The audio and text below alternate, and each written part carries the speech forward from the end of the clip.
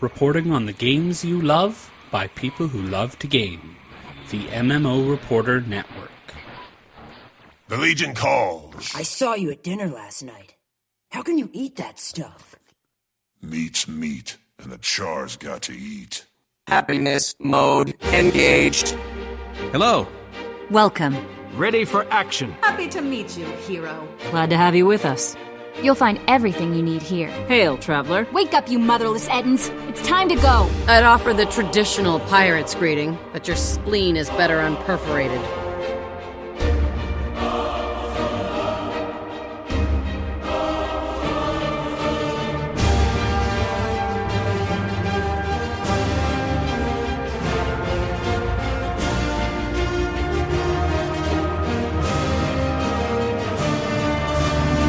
You're listening to Guild Wars Reporter on the MMO Reporter Network, brought to you by Audible.com. Get a free audiobook download at audibletrial.com/MMOReporter, and by Doghouse Systems. Choose your weapon at doghousesystems.com.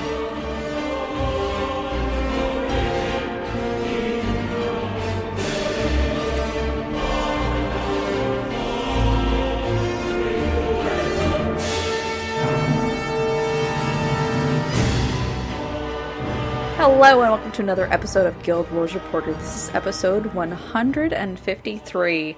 I am Celeste, and as always, I'm joined by the, I got nothing, Allona, who's just awesome. There you go. That works. Thank you, scintillating Celeste. Fill in blank Allona. Yes. Yeah. Yes, and welcome back, Allona. We missed you last week. Thank you. Had to not be here last week, and it was sad-making. It's totally fine. For multiple reasons, but, you know. Yeah. So, yeah. But I'm here now. And exactly. I listened to the show. You and Ultra did awesome last week. It was fun. Thank you. Appreciate that. We tried. Yeah. Now I have more homework. Did you notice I got out of handing in my previous homework? I did. Good job. Mm-hmm. I planned it that way. It's like skipping on the day of a test. So, Allona, amazeballs, Allona, what did you do in game this week? Well, I'm going to cheat a little bit and include the previous week. Yes, of course. Week before last, I actually got my 15.5k chest. Ba-na-na-na. Yay! So, yay, me. I was very happy about that. And to play off of that, I think I'm going to make doing the achievements from Living World Season 2. I think that's going to be my new in-game goal. Yeah, I need to do that too. Just to work on those. I got to 500 Armor Smith, finally. Yay!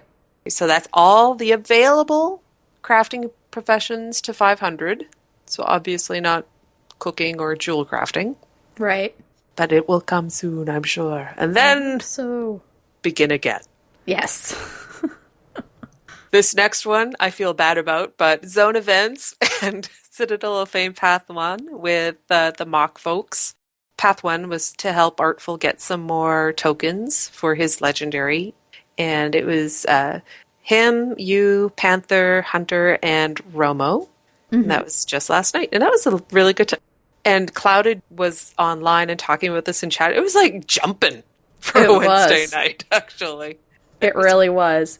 It was like people missed our Wednesday night recording time. They decided to just pop on and have fun. Maybe we should just start streaming Wednesday nights if we happen to be on. That might have to happen. Yeah. Oh. And because I wasn't on last week, but I did listen to the show, obviously, and also got the email previously about Particle Shift's response to the game. Mm-hmm. We were actually driving when I saw it come in mail, and I read it to Cal, and he laughed so hard. He was just tickled. That's awesome. I was legitimately like, what are you doing to me? I gotta live with this. But yeah, a quick shout out to Particle Shift. That was adorable. Aw. They were all great, but that would, because, obviously it made Cal laugh a lot. So. Mm-hmm. And then, what did you do last week? I didn't actually do a whole lot. My first time logging into the game, I think, was Tuesday. All right. I did some zone completion with my 7-year-old. We've just been running around doing stuff, basically. I thought you said that he wanted to play with you, and then you guys logged in, and you just stood beside him while he banked for 20 minutes? Yeah, that happened too. I was just like, dude, you don't need me to stand next to you for this. Moral support. Make sure I don't buy things I shouldn't. He already does that. Does he? He has the permanent self-style hair kit and used it. That's right. I forgot. We hate him. We hate your son. Yes. We hate your adorable child son. Yeah. I also did zone events and Citadel of Flame Path 1. I put this into the show notes first. Okay. And then Allona highlights, copy-pastes the exact same thing and replaces her name with mine on the show notes. And I'm like, you copycat. Yeah. I totally did. I actually did that and then waited to see if I would react. Yes. Wow. So, I had a lot of fun. Honestly, I had not done Cough in a long time. Yeah. It was, like riding a bike. Yeah. Well, Path 1. I mean... Yeah. So, let's go ahead and talk about when we live stream. We live stream on Thursdays at 9:30 p.m. EDT, 6:30 p.m. PDT at twitch.tv/MMOReporter. You can subscribe to the audio version of the podcast on iTunes or Stitcher. And remember to rate us there so that people know that we're here and a good podcast most of the time. And totally don't steal the other person's notes on things. Uh-huh. Uh-huh. We actually got a review this week on iTunes. 5-star review. Great podcast. It says, I've been playing Guild Wars 2 since launch, and I have seen many Guild Wars 2 podcasts come and go. This is one of my all-time 2 favorites, tied with the now defunct Tales of Tyria, and that is high praise because I love Tales of Tyria. From vet to newbie, this podcast will entertain and challenge you with the World vs. World SPVP challenges. Thanks for the great show, Shagarath of Yaxbend. Thank you. Thank you. And actually, I love that you put your server name. Yeah. Or perhaps you just really like Yaxbend as a location. Yaxbend is an amazing location. It is. I almost chose it for my server, actually, just because of the name.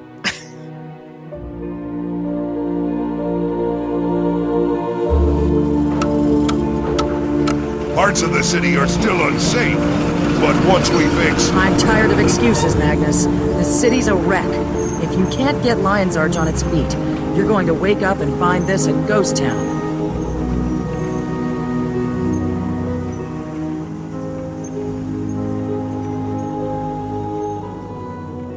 There was a lot of news. Yeah. Not like huge, like, holy crap, flashy news, but there was a lot of news. So it was Tuesday, was the blog post, right? I believe so. About Lion's Arch. So the next content update is bringing changes to Guild Wars 2, and we're excited to tell you all about them. After a long period of healing, it's nearly time to unveil the brand new face of the city. So we have also got the announcement of which names were chosen. Mm-hmm. So the Canal Ward will now be called Commodore's Quarter. Lighthouse is Phoenix Roost. Lion's Court remains Lion's Court. Thankfully. As it should have been. The airbase is Lion's Arch Aerodrome. And the memorial will be Field of the Fallen. And I'm really fine with all those. The only one that's different from what I voted for was the Aerodrome one. But I had heard some reasoning that if you call it Lion's Arch Aerodrome, that leaves it open for Divinity's Reach Aerodrome, Black Citadel Aerodrome. So that's a good thing. Yeah, so I thought, I didn't vote for that one, but that totally makes sense for me to keep it. Mm-hmm. In retrospect, I did like Grady's Lighthouse, but I actually did vote for Phoenix Roost. But that's probably because I like the word Phoenix. I'm okay with all of these. It is applicable because Lion's Arch keeps rising. Yeah. So I'm totally cool with it from that point of view. So Anyway, yeah, I was really happy with all those. And there's no date on when this content update is coming through. And this statement applies for the rest of our news for Report from Lion's Arch, I believe, as well. So no date for yet. But you had a theory, Celeste, didn't you? I did, and I went back to check, and it's actually, there is no time frame given. Damn, you had a really interesting theory. Yeah, because way back, when Bobby Stein was posting in the personal story restoration point thread, I thought he had said a week number for when that change was coming through, but I was wrong. So I was really hoping it would give me an idea of when this was coming. So yeah, but we don't know. Because, yeah, you were thinking like 6 weeks or something from then. Yeah, and I you made that misread up. it. No, he started off with, I opened this thread 8 weeks ago, and in my head it was like, oh, 8 weeks from this post is when it's going to go live. But that's not what he said. I can see how you think that, though. So anyway, yeah, I'm excited about this. I like that we've seen things being worked on. I like that we had at least one in-between step, which I know it was probably a ton of work for them to do. Oh, I'm sure. I do like that step was in there, though. Even though it's just for a brief time. Yeah, Hunter has the theory that it'll probably be within the next few weeks, only because Dragon Bash was at the end of June originally. And it wasn't last year, but it was the year previous. And bringing back Dragon Bash in along with the reveal of the new Lion's Arch as a yay celebration, and also Dragon Bash because of Mordramoth, and we are celebrating, rebuilding the city and also going to fight the dragon. And resilience. And resilience. The whole pillar and point of Dragon Bash. It would work. I hadn't thought of that, but it totally makes sense, and it is a good reason to bring Dragon Bash back. Mm-hmm. Very apropos. Definitely. So Irish Dog, in the same vein as having a Dragon Bash celebration to bring in the new city, would also perhaps give us a way to spend all of our leftover Dragonite ore, because, I don't know, I have a ton. Yeah, I have a metric ton. Yeah, I have an Imperial ton. So I have 2.5 times what you do? Wait, is it the reverse? Yeah. Well, you play more often than I do. Not this past bit, but yeah. Also, in this announcement about Lion's Arch, they also said that the new specialization system was going to be implemented in the next content update as well.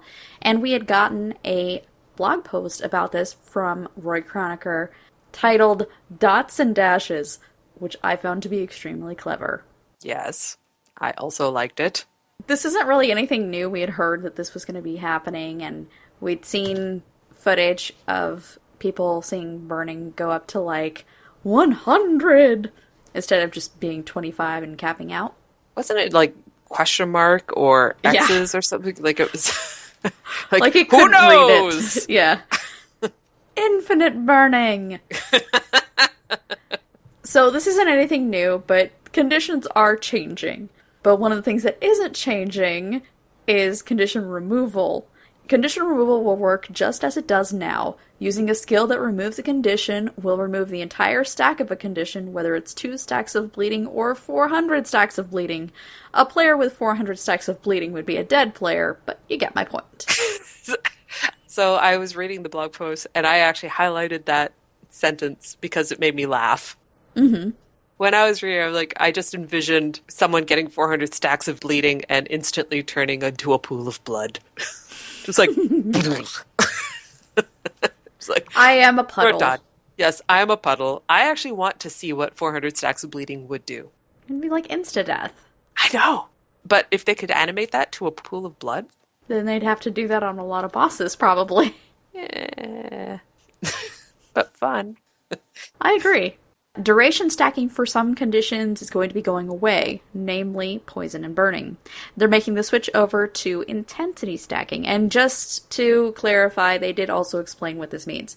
Duration stacking, which increases the duration for each version of the condition applied, such as weakness, and intensity stacking, which adds a stack of that condition for each version of it that is applied, such as bleeding.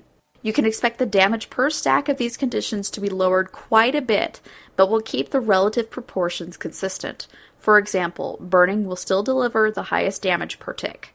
So, don't get angry about burning. Don't get hot under the collar. Yes. Poison will only stack its damaging portion on a foe. Once a stack of poison is applied, it will also apply the healing effect associated with it.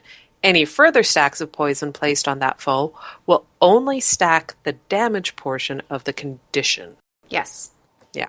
To kind of explain that a little bit, because I read that and I was like, so I went and I researched exactly what poison was, the actual description of it, and how it's supposed to work. It's kind of like, so the healing effect is more of a duration stack, and the damage is intensity stacking.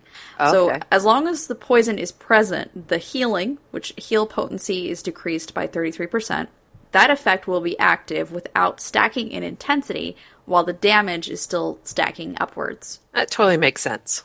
Yeah, it does, but it changes very much how this works. Mm-hmm. That's cool, though. Yeah. It is really neat to see them see, like, okay, this is going to be an if-and sort of stage, and I like that. Yeah. There's changes to confusion. So confusion is now essentially twofold. So I think they talked about splitting this. It will cause damage when the affected player attacks, as it currently does, but that damage will be lessened as confusion is now also a damage over time. Yep. Yeah. So this gives confusion a super big boost to usability against enemies that can avoid attacking while this condition is active, because you're not going to waste that confusion because you're still using it as a dot. Yeah. I honestly had no complaints about confusion. Obviously, I love confusion. It's my favorite condition in the game. Love it. Love confusion all the time.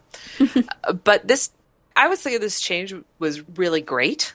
Although I did think that Wooden Potatoes made some good points about this on his recap of the news. Mm-hmm. And it's that this will normalize confusion and take the uniqueness away. And that rather than this change, they could have revisited the AI attack speed of all the creatures in the game, which is a lot more work. So he was recognizing that, and that's obviously true. I'm optimistic about the update to confusion, though. I put this in here just as a fun fact, but one of the reasons I love using a scepter with my Mesmer is that while it applies a bunch of confusion and also has the clone making functionality, it deals way less damage, which sounds like, well, why would you want to have it? But I specifically will swap to it from my Zerker Greatsword if I have confusion on me and if I have no available Condi removal. Because it's such a low damage weapon, I waste the opponent's confusion. That is something I never would have thought to do. Whoop, get off of this and go to this one because I don't do hardly any damage with it. So I would like, oh, I got confusion on me. Scepter. That's really... I had never heard of somebody doing that, and that's really smart. So, I mean, I don't know how actually useful it is, but it would make that not as necessary, I guess. Probably not as necessary, but might still be useful. Might still be useful, yeah, because I would be like, oh crap, I got my greatsword. I'm going to take tons of damage. Switch. Right now, conditions are considered to be too effective without investing points into condition damage. So they're scaling this to end up being more effective if you are investing into this. The break-even point, which is not final, is around 700 condition damage. And I decided to go ahead and look on some of my characters. And my Elementalist, which is geared up to be like lots of condition damage, is only at about like 850. I should check to see what Allona's at.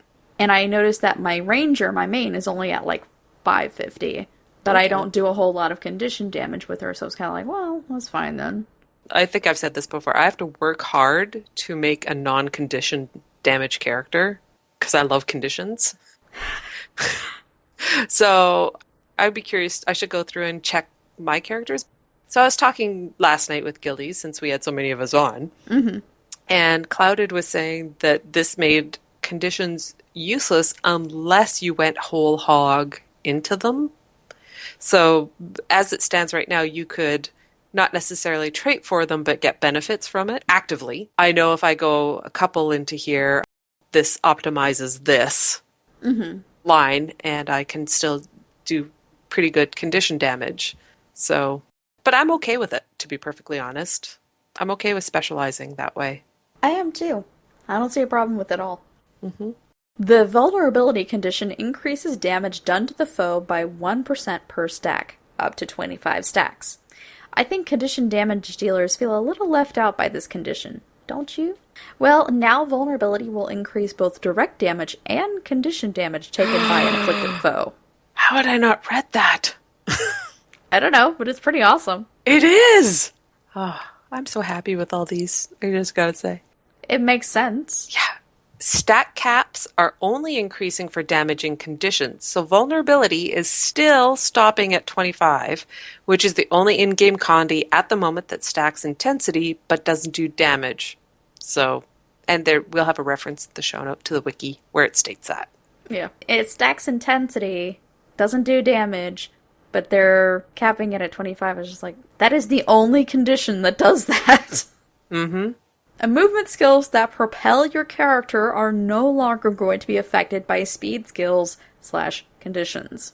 If you use your leap, you will go 50 meters, whatever. If you use swiftness plus leap, you will go 50 meters. As opposed to what would you do now, like 75 meters?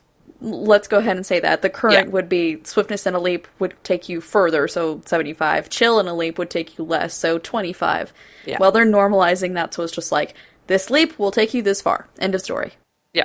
And while this is good in theory, it completely negates controlling your opponent with a movement condition. Yes and no. Okay. I think condition for movement is more for the normal movement, like running, I guess. Not necessarily like the leaps or what have you. And I actually was thinking, okay, so they're trying to kind of bring it in line with some of the teleportation skills.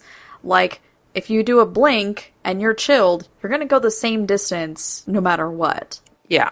I mean, it kind of makes sense if you're thinking about that too. Mm-hmm. But one is a physical exertion and one is a magical exertion. Yes.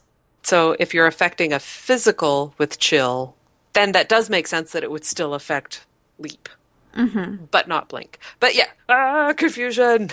I'm taking damage over time now. 25 stacks of confusion. My thought is that if you are slowed, chilled, whatever, then you shouldn't be able to go as fast doing anything unless you get that condition off of you. And if you think about it, it does actually still affect like things like blink because your cooldown.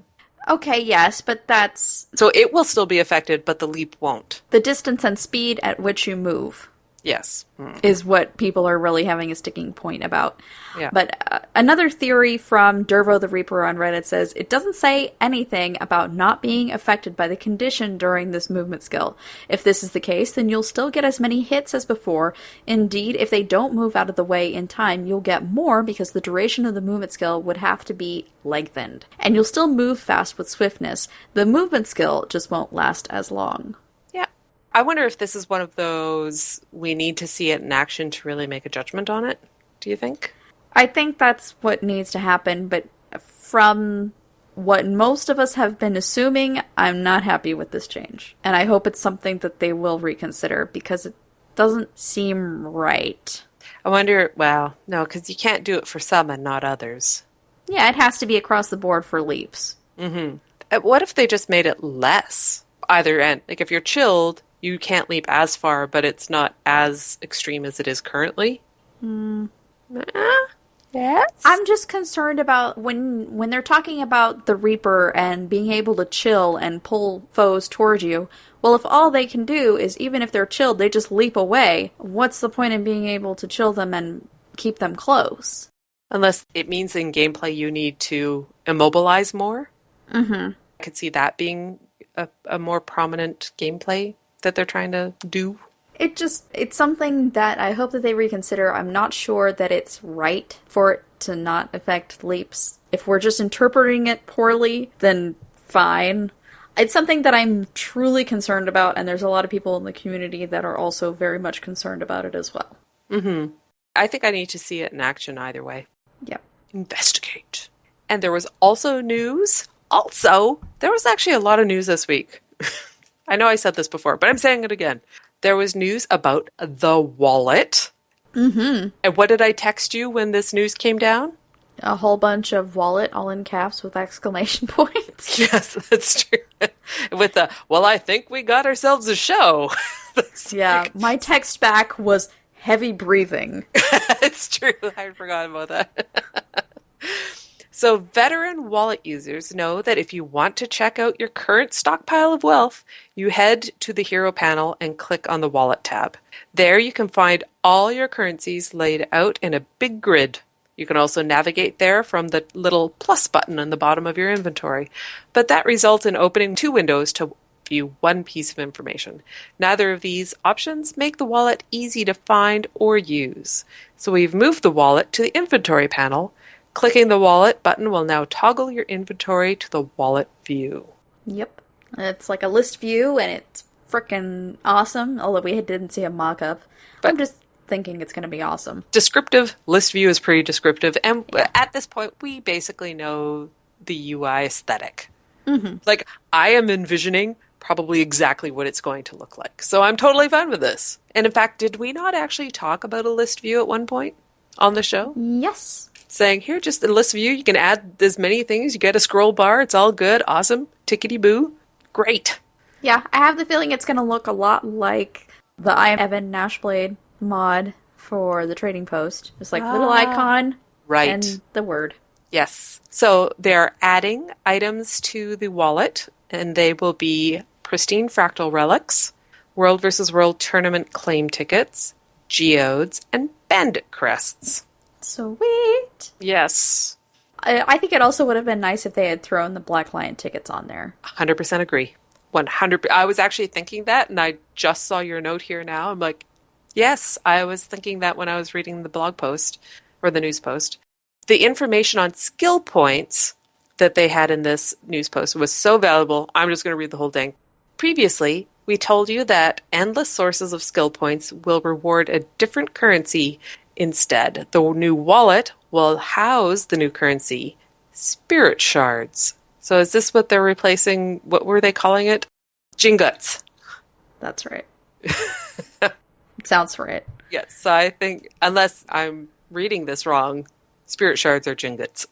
Currently, there are 2 sources of skill points. The first are limited sources, such as skill point challenges and the level up guide. The second are endlessly repeatable, such as scrolls of knowledge and leveling up after 80. Skill points also had 2 uses, unlocking skills and buying materials from the Mystic Forge. What we had were 2 systems that should have been using 2 different currencies, and now they do. Every source that used to give scrolls of knowledge will now give spirit shards, which Miani will accept for her materials.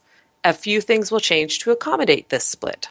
Tomes of knowledge will level you up if you are under level 80, and give 1 spirit shard if you've already reached 80. Writs of experience can only be used if you're under level 80, and they can be traded to Miani for a tome of knowledge at a rate of 20 writs per tome. Leveling up after level 80 no longer grants skill points, but level 80 characters will be able to loot spirit shards off monsters. Any scrolls of knowledge that you have in your possession will automatically be converted to spirit shards, and any source that used to award scrolls of knowledge will now grant spirit shards. The conversion of skill points to spirit shards will be automatic. This will happen on a per character basis, so make sure you log into each character to receive your total count. I think you'll be surprised at just how many spirit shards you have. No, I will not. I will not be surprised. I know exactly how many I have, because I amalgamate. I am pretty sure of exactly how much spirit shards I'm going to have, and I'm okay with this. Yeah, I think this is fine. The only point of contention that I had was the rate of 20 writs per tome can be somewhat unfair if you're at the earlier levels, because you can get levels faster than using 20. Mm-hmm. But when you get up there in levels, it evens out. So I think it's probably okay for it to be 20, but if you are trying to level up a character that way, you can go ahead and just use your writs until it starts to not go even. Yeah. And you had seen a Twitter conversation between Inks and Romo and Irish Dog, actually. Mm-hmm. Romo had said, depending on point of view, when you have all your characters to level 80, they're basically useless. But they aren't, because you'll be able to trade for the writs of experience.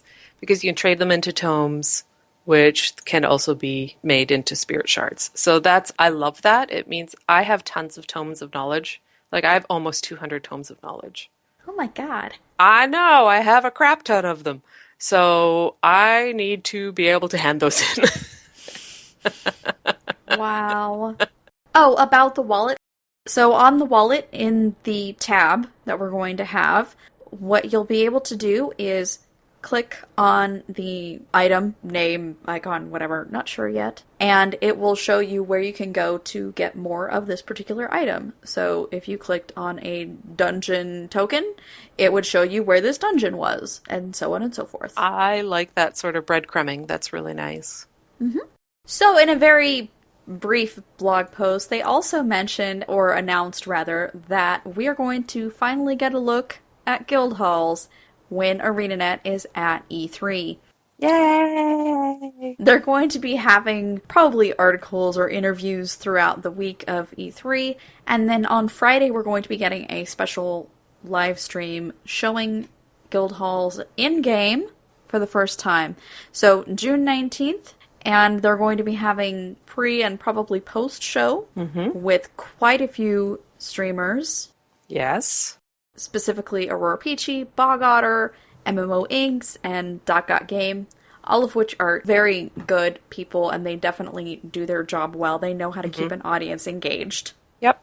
There were updates to the gem store, which I think we've all seen. There is Dwayna's Regalia for 700 gems. Mm-hmm. Yes, and you, Celeste, like that it gives Sylvari a head of human hair. I do. I truly enjoy this. And I don't know why, but this one, we've had the Balthazar armor skin already in game. It's just been those two so far, right? It's just been... Mm-hmm. For some reason, it didn't occur to me with the Balthazar one, but with the Dwayna one, it made me think about how weird it would be to use these skins on any character that isn't human. Well, they're totally not for the Char. You try Dwayna's Regalia on a Char, and it looks bad. I'm doing it now. Gonna do it. It looks bad. Yeah. I love it. Don't get me wrong, because I love Guild Wars 1 lore. But it was but Sylvari, Char, Azura, Norn might, just because, Norn have a respect for all gods, to be perfectly honest. Yeah. Whereas Char have a respect for none. So there is that. Scientific weapons have been brought in for 1 Black Lion claim ticket, and Sorry, Irish Talk just made us laugh. The Char look like unhappy cats while wearing Dwayna's armor, and that is very true. They look like the cats that have been strapped into various sweaters or other accoutrements. So, anyway, back to the scientific weapons. Mm-hmm. I really like these, although their aesthetic doesn't match any of my current characters. But, oh my god, I didn't buy enough of the Daydreamer skins because I love them all and they were in so briefly. Daydreamer. At least it wasn't like the wings that were only on the store for 24 hours. Are they gone? The wings, yeah. I almost said a bad word. No, the Raven wings. Oh, okay. Those were only on the store for 24 hours. You'd never know it by the number of them around. I think that's why so many people bought them. So, yeah, I was paralyzed. I know this is about the scientific weapons, but I'm going back to the Daydreamers. I loved so many of the Daydreamer weapons that I was paralyzed with indecision. Yeah. And I have 4 Black Lion claim tickets. 4 of them! And I didn't know what to buy. And now they're gone! Oh my god. Well, not gone. They're 3. So technically I could buy 1 for the price of 3. On Monday night, I was talking with Hunter, and I was like, oh, how much longer do you think the Daydreamers are going to be around? Because I really like them, and I'm still kind of trying to decide which ones I want. And he was like, well, they've only been a few weeks, so they'll probably be good for a while yet. And the next day, bam! And I'm like, oh. Sad. That is so rough. It is. Aww. So moving on, scientific weapon skins. They are pretty cool. I think there's only a couple that I'm not super jazzed with, and even then it's like not like hate. It's like meh. Yeah. They've added another mail carrier, and it's a Sylvari seed pod for 350 gems. And that is a bargain, actually, for a mail carrier. And it is really cute and creative. I like that it's like the little Umphalos chamber elevator thingies in the Grove. They're very cool. Except when you just want to go up a level. That's true. They're fun the first time, and every time after that it's like, oh, for God's sake, skip. Yeah. Which I feel bad about. In the meantime, I think they do a really good job of being a little mail carrier. It's really cute with the little door opening, and yes, it's just very awesome. It's surprising how much I like the mail carriers. They're totally cosmetic. They don't really do much, but I love them. Yep. We talked a little bit in the thread about personal story restoration and that being updated. Well, apparently, Bobby Stein popped in and said, I was in the recording studio with Matthew Brenner, the actor who plays Traherne, recently. We had a good discussion about his character and talked about why we were redoing a bunch of his lines. We gave him better context this time around, and I think it shows in his new performances. I'm looking forward to hearing the feedback once people have had a chance to play it. I am ridiculously happy about Traherne's voices being redone. Yes. Lines being redone. Yes, being re-performed. Because it's the same guy. Yeah. Well, yeah. And I 100% agree. I've long felt that a lot of the Traherne hate, is hate too strong a word? I don't know if it's, because I don't. No, that's the right word. I don't hate Traherne. But I felt for a long time that it was due possibly to a miscommunication on how the actor was to portray the character. So I'm really excited about this as well. I want to like Traherne, even though he totally is the Cormier of Guild Wars 2. It doesn't bother me, and it didn't bother me with Cormier either. The voicing on Traherne's lines never worked for me. It always felt wrong, or the wrong tone. So I want to take a new character through the personal story just so I can experience it. I always felt that he was trying to be calm and very serene, but also resigned to his wild hunt is taking him somewhere where he doesn't really want to have to go, but he is because it's his wild hunt. That's how I interpreted how they were acted, but I can see how they might fall flat for some people. Yes. I think that's yay. Yay. Okay, community, who's awesome and not me. I want to hear a before and after comparison. Ooh, you'd have to go through playthroughs on the YouTubes. Yeah, that's what I mean. Someone, not me. Someone who has more time. A student. Someone who has lots of time can do that. A student.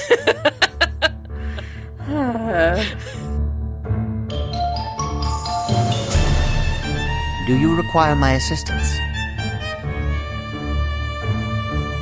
Ask an Azura.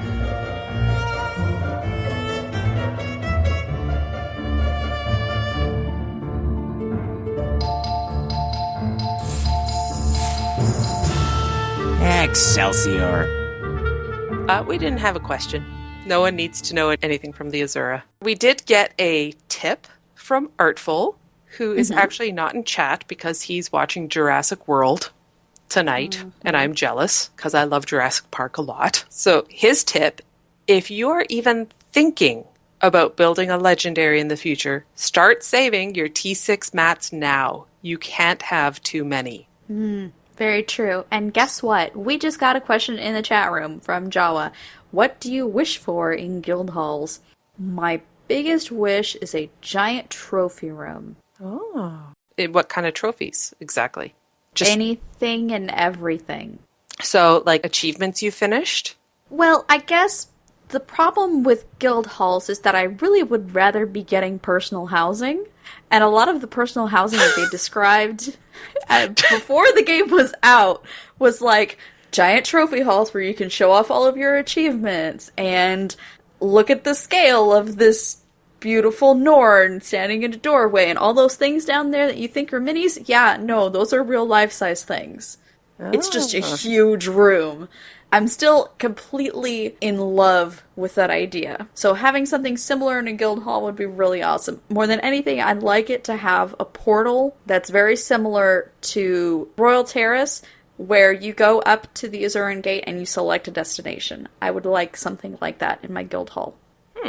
I'm not disappointed with guild halls, obviously, but they were never high on my priority, and I don't really have any expectations.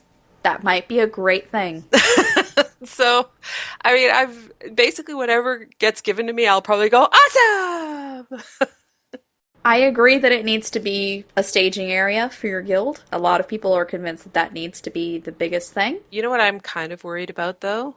A little bit, just a smidge, is the out in the world banners. You know how people will put down banners areas, and there's like, and people will thank that guild for putting them down? Oh, yeah, that could be going away because you can just like, banners in the guild hall. Yep. I hope that doesn't happen, because honestly, that's one of my favorite things about the game is, because I remember the first time I saw the banner, I was like, oh, this is amazing. Like, I'm not even in your guild. I get to use this. It's so nice. Thank you. That's true. Yeah. I don't know. Maybe they could put like a limit of how many banners can go in guild halls at any given time, so there would still need to be real out in the world placement. I don't know. I can imagine a lot of people would be very angry with that, though. So don't listen to me. Do not listen to me on that one.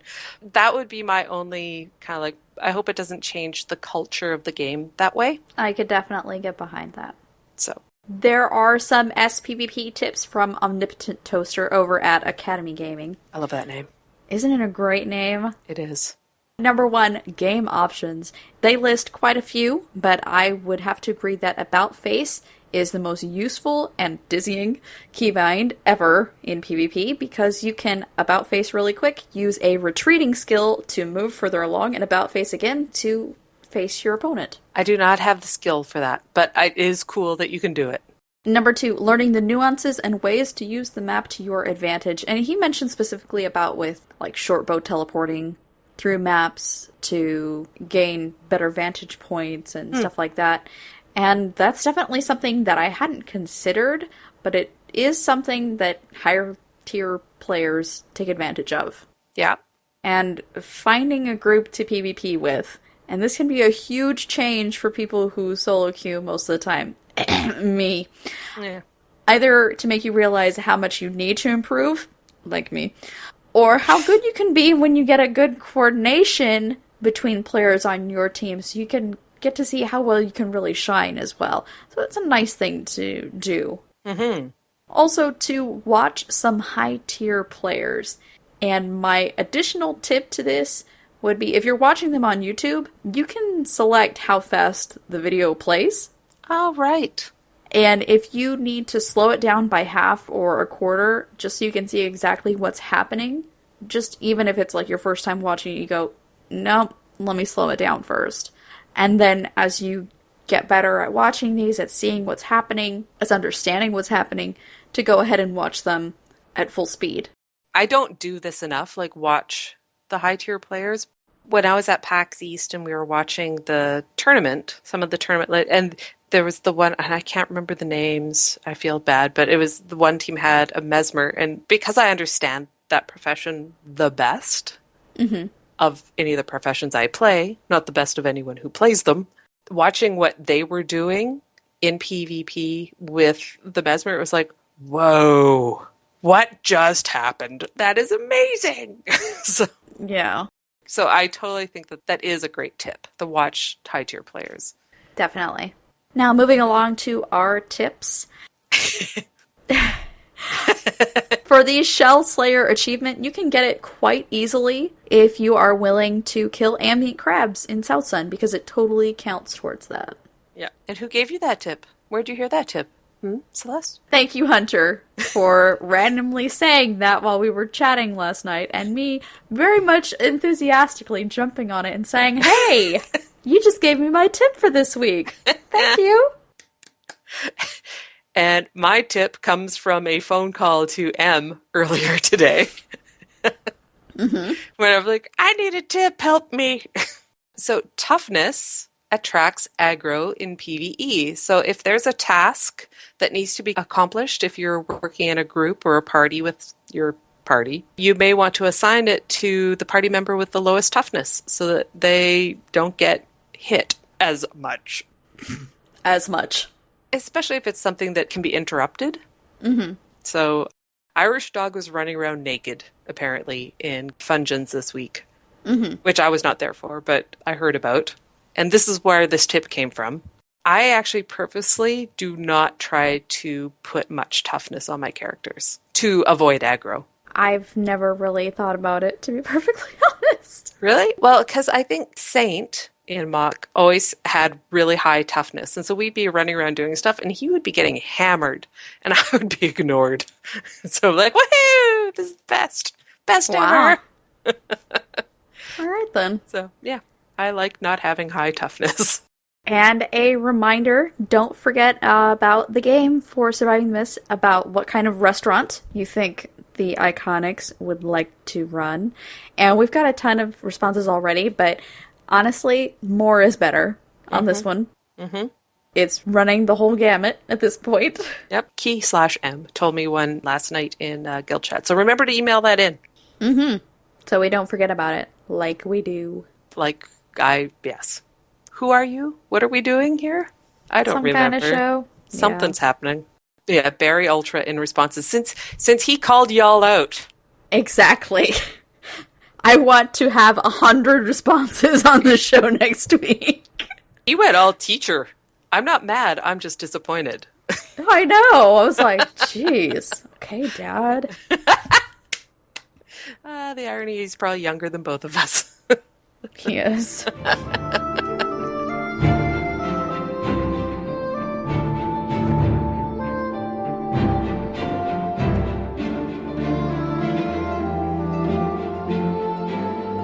Tales of Tyria.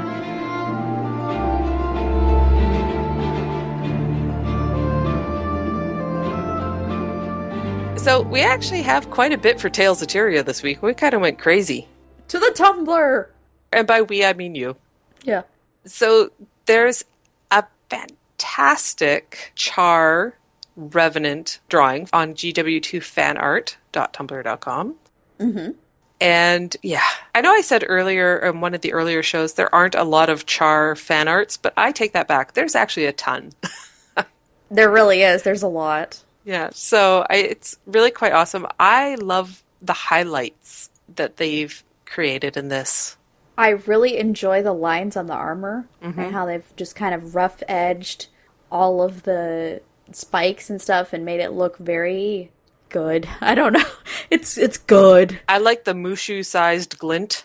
Yeah, that's pretty awesome, too. Also the horns. Wow, great job. Very nicely done. Good job.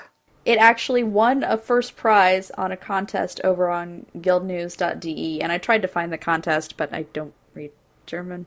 Now, on Reddit, we got a pretty great post about Kit the Traveler, who is a person who is role-playing as a descendant of Nicholas the Traveler.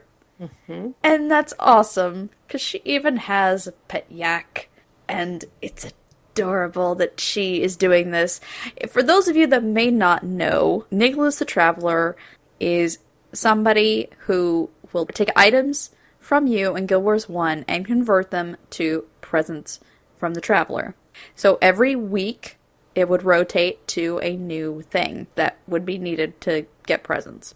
And this person is actually going through and figuring out scenarios in which they would need certain things to get out of trouble. Like, for example, this last week was, hello guys and gals, I need help again. I think me and Mr. Sprinkle Yackington have maybe drank a little too much ale at one of the pubs in Lion's Arch. Scratches the back of her head and looks around before leaning in to whisper to you, well, you see, there was a robot there named Herotron, and he asked if we wanted to make some bets.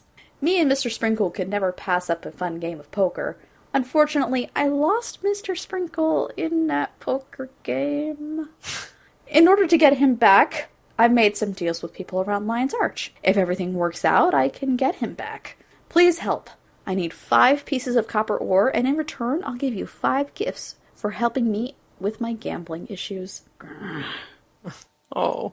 So this is like every Saturday, you get the chance to send in items that they're asking for and get gifts in return. And honestly, this is just one of the coolest RPs I have seen in a really long time. And they're getting lots of love about it because it really is one of the best things. Actually, on the Reddit post, someone said, I am Scully, said, yesterday when I saw Kit's post, I figured I would have a little fun and try it.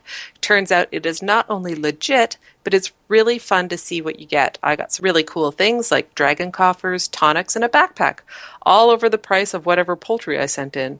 So for those saying it was a scam, it wasn't at all, just somebody trying to make the game more fun for others. Mm-hmm. Love. Also, on Twitter, Midsummer 1942 posted some princess dolls with their guild's emblem on them, and they are perfection. They are so cool. They just need screaming. Yes. And that's it. But those, the hair. It's really great work. Yes, I want them. They need to post their address so I can come and not steal them. And not steal them? Yes, that's my alibi right there. I said I wouldn't do it. Now, speaking of great work, there is a YouTube video over on Tap Tap Mouse's channel with Afro Gaming versus Wolfeneer. So it's a warrior versus engineer. And this is some of the most interesting fighting that I have seen. And these are two people that seriously are at the top of their class and 1v1 each other and do it well. And there is a little bit of language during it, but there's a lot of really great production value. English language? Yes. Like us? No, we're pretty good about not cursing. Oh, not safe for work language. Yes. It's a really great video. I really enjoyed watching it, and it looks like they had a lot of fun doing the duels as well. So you should definitely go and check it out. Yeah, I was like, ooh, fancy when I saw the intro. Very. Although I did say they needed Ultra's movie man voice. They may need that, yeah. Because he does have pretty awesome movie man voice. So also on Tumblr creator of all things, we bow to thee. There was a post from Cobalt Art for Tequatl the Cuteness. Yes. And I need it. I need it on a shirt. And it is a mighty need. I would definitely wear this on a shirt. Mm-hmm. All the time. Everywhere. I don't want to steal it though. Because I'm like, print, make. You would really, really like it if they would put this on some sort of Etsy or something. And had free shipping to Canada.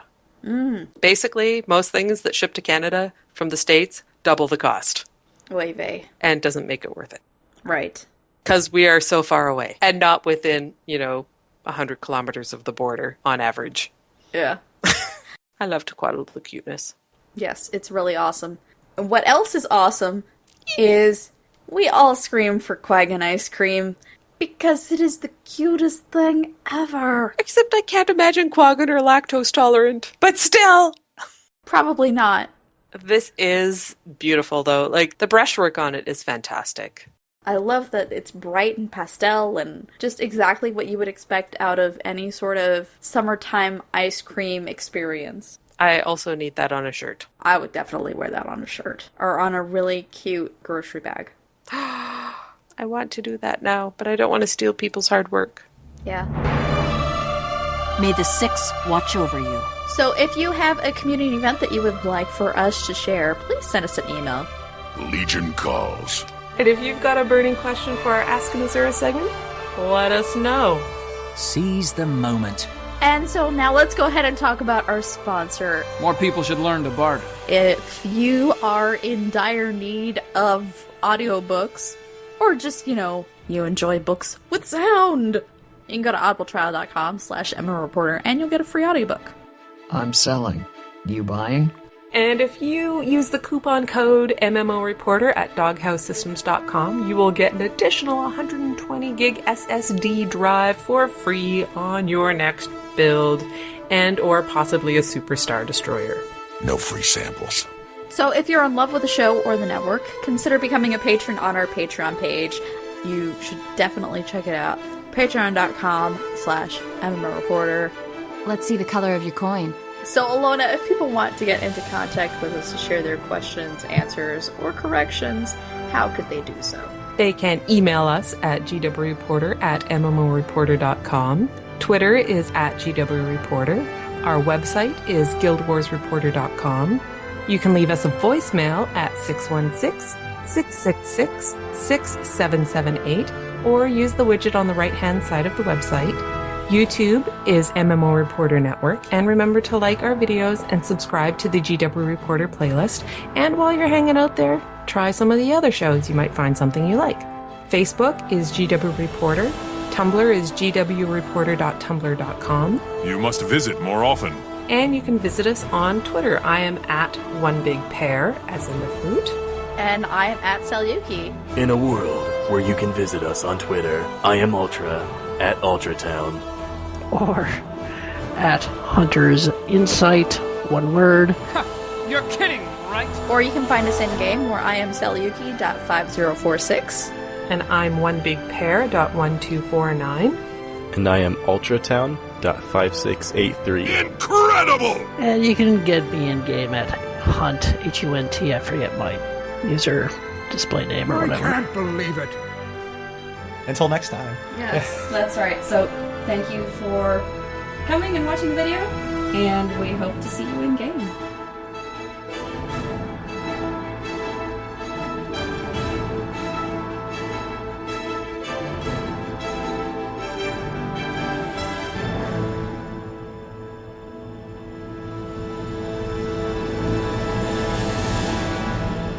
So that's how it's done. Indeed!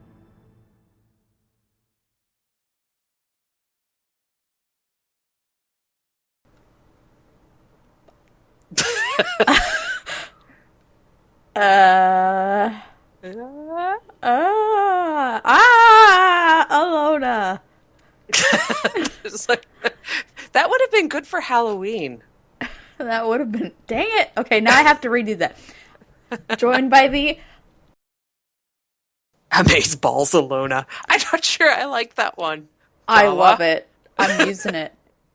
It makes me sound... Amazeballs, Allona. Cathedral of Flames. Or Citadel of Flames. I don't remember. Path Citadel. 1. Citadel. Now you got me confused. Yeah. Hello? You were muted. Yes, I was. I thought, okay. And you know you wanted to say it the other way.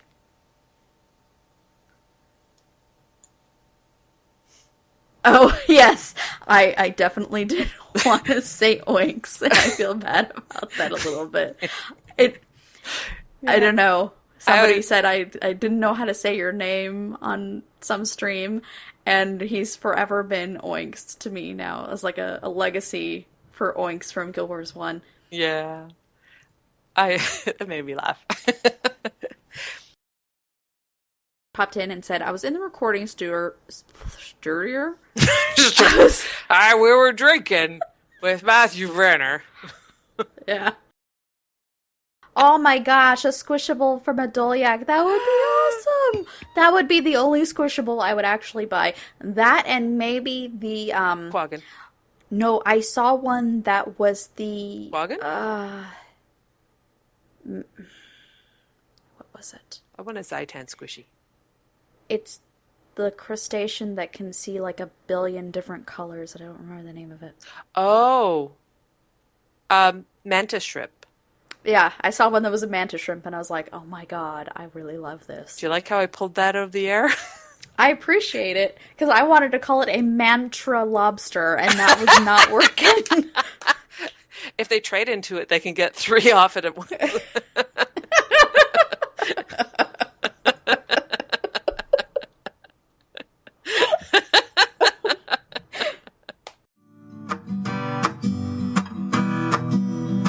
Thanks for watching the video, everybody. Don't forget to check out all the other podcasts at MMOReporter.com or by clicking on any of the links here. And please check out our Patreon campaign at patreon.com/MMOReporter. Thanks, everyone, and see you in game.